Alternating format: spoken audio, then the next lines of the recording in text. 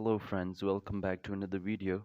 So today we are going to discuss what is dementia and Alzheimer. Now dementia is an umbrella term used to describe a range of symptoms associated with cognitive impairment. Here we have Alzheimer's, vascular, Lewy bodies, and frontotemporal. Dementia is actually a syndrome. Dementia is a collection of symptoms related to cognitive decline. It can include cognitive, behavioral, and psychological symptoms due to biological changes in the brain, and Alzheimer's is the most common cause of dementia. Mixed dementia is very prevalent, and some cause of cognitive decline are reversible and are not truly dementia. Now, continuum of cognitive impairment. First of all, we have cognitively unimpaired and then mild cognitive impairment. There goes mild dementia, and after that, moderate dementia. And on the last, we get severe dementia. Now, MCI is a known risk factor for dementia. Everyone who experiences dementia passes through the MCI. When you prevent new cases of MCI, you are preventing new cases of dementia. So we get to know that MCI is a basic factor for causing dementia. Now we're going to discuss what are the gender, racial, and ethnic disparities in Alzheimer's prevalence and their clinical trials.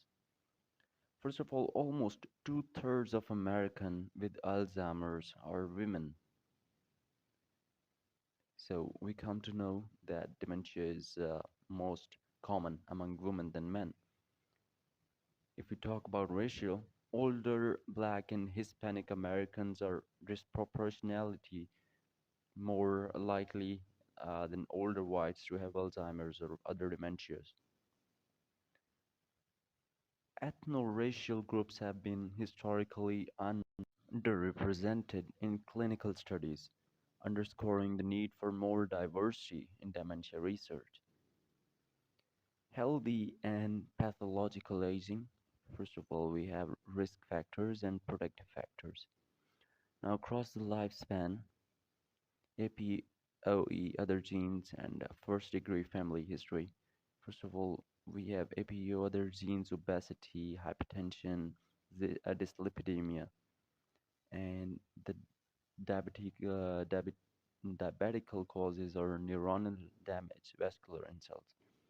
Protective factors are education, brain reserve, cognitive reserve, good physical activity, and cognitive and social activity.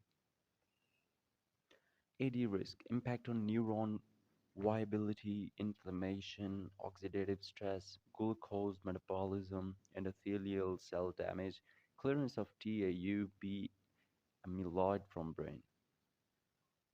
Genetics and Alzheimer. We need to better understand how genes impact Alzheimer's risk in different people. Hispanics or the APOE4 gene is the strongest known predictor of Alzheimer's risk for white European descended population. According to the new research reported at AAIC20, this gene seems to be a less accurate predictor of risk for some Latin American populations. Now, additionally, genes that determine Alzheimer risk may differ among Hispanics of various origins.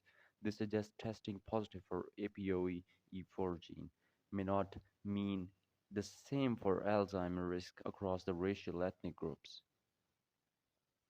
Now, effect sizes of disease-associated gene variants can be different among populations.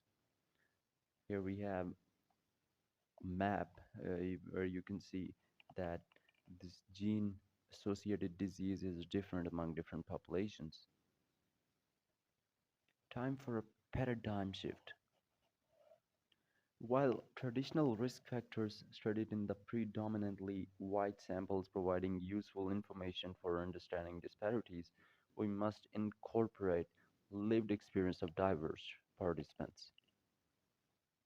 Now, impact of COVID-19 in people living with dementia.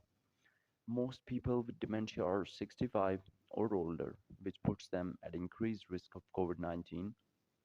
Many also may living in congregate settings. 42,000 more deaths attributed to Alzheimer's and dementia during COVID-19 in 2020, which is a 16% increase. Now, many people with dementia are likely to have underlying health problems.